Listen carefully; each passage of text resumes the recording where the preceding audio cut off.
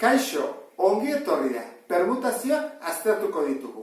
Eta gogoratu, permutazioa izateko 3 baldintza bete behar direla. Lehenengoa, ordenak garrantzia duela. Ez dela berdin, A, B izatea edo B, A. Bigarrena, ezin diala errepikatu, eta hirugarrena, baldin badira adibidez 5 elementu, multzoak ingo ditula 5 naka, edo 7 baldin badia 7 naka. Horregatik, baldintza nagusiena horrentzako da hau, N eta M berdinak izan behar dutela. Eta formula izango litzateke permutazioa N elementurena, M N-ren berdina delako, permutazioa N elementurena berdin N faktoriala. Oso formula simplea da. Hemen erdian jarri dut beste bat ere bai, aldakuntza N elementu N naka. Baina hau ez dugu erabiliko. Aldakuntza formula zailagoa delako, permutazioaren erabiltzea simpleagoa da. Orduan, hortarako 2 problema. Lehenengoa, lasterketa batean, 8 finalistak nola iritsi daitezke? 8 finalistak dira, hoi di elementuak ez da, 8. Eta multzoak zemanak egin behar ditugu 8 naka, ez da? Ikusi behar dugu, lehenengotik 8 garenean nola iristen dira. Orduan, badirudi permutazio baten aurrean gaudela. Fatazegu galdetzea, ordenak garrantzia du? Bai, lehenengo iristea edo hirugarrena iristea ez da berdina. Eta errepikatu daitezke? Ez, lehenengoa baldin bada ezin da izan pertsona berdina edo finalista berdina 6garrena adibidez. Orduan, orain gaude permutazio baten aurrean.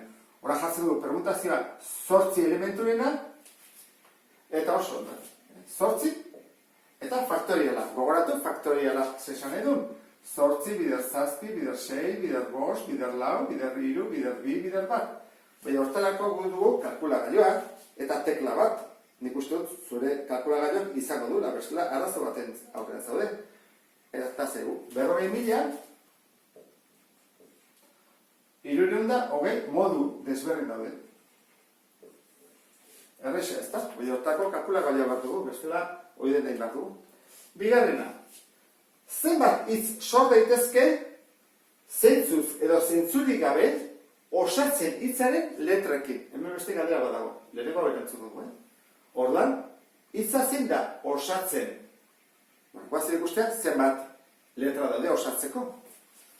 O, S, A, T, Z, E, N, 7 daude ez da. Orduan, N, 7 elementu daude. Eta egin baditugu, osatzen hitzarekin, beste, bere letrekin, beste hitz bat, izan daiteke horrela, ASO, ETZN. Balio du? Bai. Zentzua du? Ez, baina balio du. Orduan, zenbanak egin behar ditugu 7 naka, orduan, M da 7 naka. Ordenak badu garantzia? Bai, ez da berdina hau, edo hau, ez da? S-a. Bitz desberdin dira. Orduan, gaina, nazin dian errepikatu, ze denak desberdinak dira, beste programa bat izango ditzateke, 2A izan ezkero, edo 2S, horren errepikatu bai harteke. Baina hemen ez, hau oso simplea da guretzako, horren jartzen du, permutazioa 7 elementurena. 7 faktoriala, ea guazte ikustea, 7 faktoriala. 5.000 eta 40. Hitz. Eta hemen beste galdera bat dugu. Zenbat hasiko dira osarekin. Osa. Horra dugu osa, eta gero hemen ditugu beste 4 zen horrekin, nola osatu daiteke, ez da? Izaiteke horrela. Z-E-N-T. Osa zent. Bale. Ez du zentzurik, baina bueno. Horako zenbat daitezke. Orduan, zer dugu orain? Oan ditugu 4 elementu,